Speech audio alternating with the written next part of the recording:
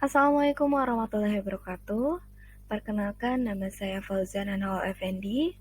Saya adalah mahasiswa PPG Perjabatan Pendidikan Biologi LPTK Universitas Galuh.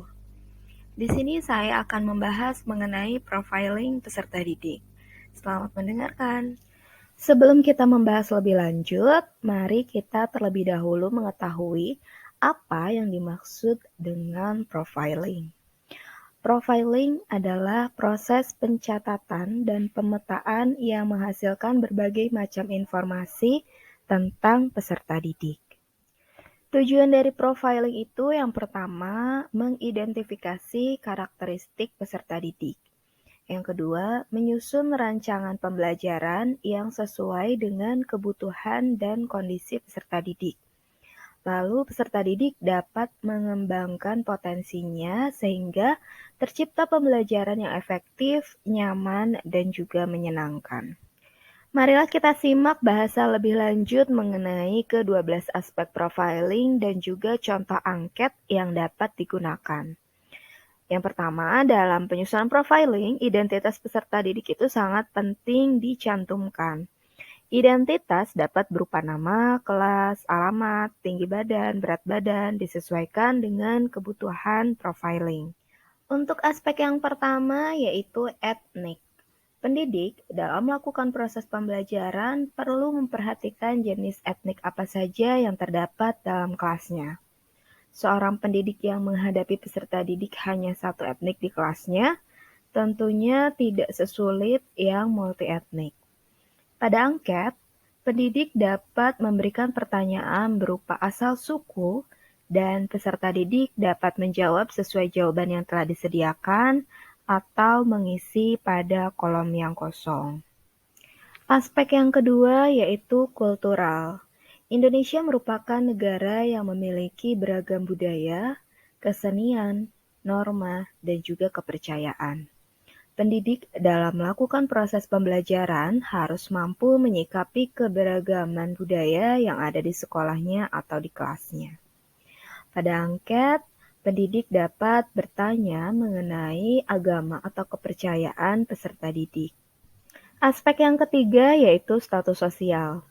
Latar belakang sosial peserta didik terkadang menjadi penghambat dalam belajar.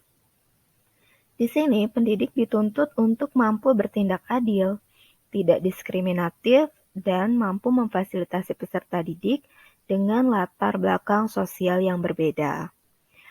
Pertanyaan pada angket, pendidik dapat bertanya mengenai nama ayah, pekerjaan, nama ibu, pekerjaan ibu, jumlah tanggungan keluarga, jumlah penghasilan orang tua, jarak dari rumah ke sekolah, dan kendaraan yang digunakan peserta didik untuk berangkat ke sekolah. Masuk ke dalam aspek yang keempat, yaitu minat. Minat memegang peranan sangat penting dalam proses pembelajaran. Guru perlu untuk terus menumbuh kembangkan minat peserta didik agar pembelajaran dapat berjalan dengan lancar. Indikator minat meliputi perasaan senang, ketertarikan, dan juga keaktifan peserta didik dalam pembelajaran. Pada angket, pendidik dapat memberikan pertanyaan berupa mata pelajaran apa yang disenangi oleh peserta didik, serta alasannya. Dan juga, apakah peserta didik akan melanjutkan pendidikan atau memutuskan untuk bekerja. Aspek yang kelima yaitu perkembangan kognitif. Tingkat perkembangan kognitif mempengaruhi guru dalam pemilihan pendekatan, metode, model, media, dan jenis evaluasi pembelajaran. Perkembangan kognitif menurut Piaget, peserta didik SMP dan SMA masuk pada tahap operasional formal, di mana peserta didik dapat berpikir secara abstrak dan juga sistematis. Pada angket, pendidik dapat memberikan pertanyaan berupa prestasi akademik atau non-akademik yang dimiliki oleh peserta didik. Aspek yang selanjutnya yaitu kemampuan awal. Kemampuan awal adalah pengetahuan dan keterampilan yang harus dimiliki terlebih dahulu sebelum memulai pembelajaran. Pada angket, pendidik dapat bertanya mengenai apakah peserta didik sebelum pembelajaran dimulai, sering mempelajari terlebih dahulu materi pembelajaran yang akan diajarkan. Aspek yang ketujuh yaitu gaya belajar. Gaya belajar dapat dikelompokkan menjadi 4, yaitu visual, auditif, kinestetik, serta reading and writing. Untuk mengetahui gaya belajar peserta didik, pendidik dapat bertanya, peserta didik lebih senang mempelajari sesuatu dengan cara seperti apa? Lalu, ketika belajar, peserta didik lebih mudah memahami materi dengan cara seperti apa? Aspek yang selanjutnya yaitu motivasi. Motivasi terbagi menjadi 2 macam. Yang pertama, motivasi intrinsik yang datangnya dari dalam diri, dan juga motivasi ekstrinsik yang datangnya dari luar diri. Dengan memahami motivasi tiap peserta didik, guru bisa membangkitkan, meningkatkan, dan memelihara semangat peserta didik untuk belajar sampai berhasil. Pada angket, untuk mengetahui motivasi, pendidik dapat bertanya tentang apakah peserta didik ke sekolah tepat waktu, ataupun alasan peserta didik berangkat untuk sekolah, dan juga apakah pada pembelajaran di kelas peserta didik tersebut aktif dalam bertanya atau menjawab pertanyaan dari guru. Aspek yang ke-9 yaitu perkembangan emosi.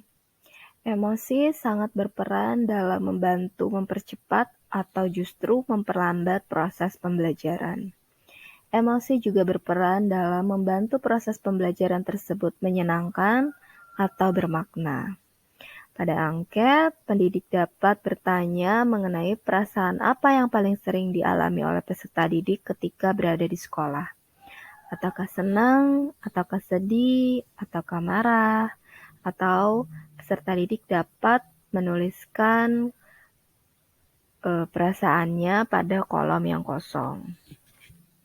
Aspek yang ke-10 pada profiling dapat dicantumkan mengenai perkembangan sosial.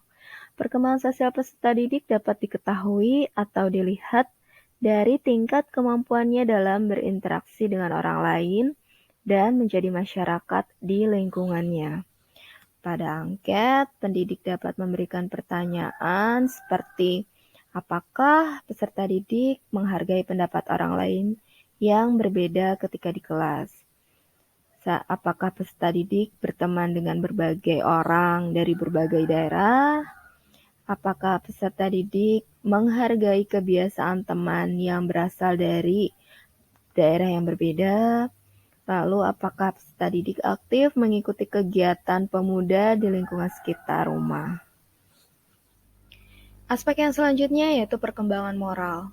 Moralitas dijadikan sumber atau acuan untuk menilai suatu tindakan atau perilaku, karena moralitas memiliki kriteria nilai atau value yang berimplikasi pada takaran kualitatif.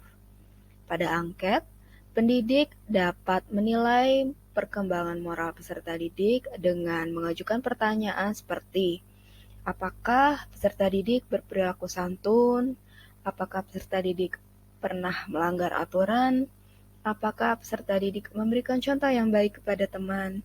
Apakah peserta didik pernah melakukan kesalahan dan bagaimana sikap peserta didik ketika melakukan kesalahan? Aspek yang terakhir yaitu perkembangan motorik. Perkembangan motorik terdiri dari motorik kasar dan juga motorik halus. Kedua jenis keterampilan motorik ini penting untuk dikenali dan dipahami guru agar proses pembelajaran yang dilakukan dapat memaksimalkan potensi peserta didik.